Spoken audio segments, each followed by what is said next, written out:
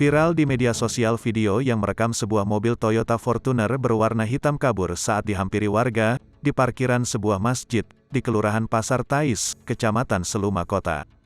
Berdasarkan narasi yang beredar, pengemudi mobil Toyota Fortuner itu diduga sedang berbuat mesum. Video yang merekam saat mobil Toyota Fortuner itu ngacir pertama kali diunggah di media sosial Facebook, lalu direpost sejumlah akun gosip Instagram. Pantauan Tribun Jakarta, di video berdurasi sekitar 26 detik tersebut, terlihat warga menghampiri dan mengetuk kaca mobil Toyota Fortuner.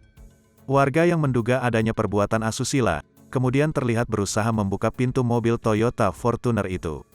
Namun pengendara mobil Toyota Fortuner tersebut memilih langsung kabar. Diduga mobil tersebut merupakan mobil milik salah satu aparatur sipil negara, ASN, lingkungan pemerintah Kabupaten, Pemkab Seluma.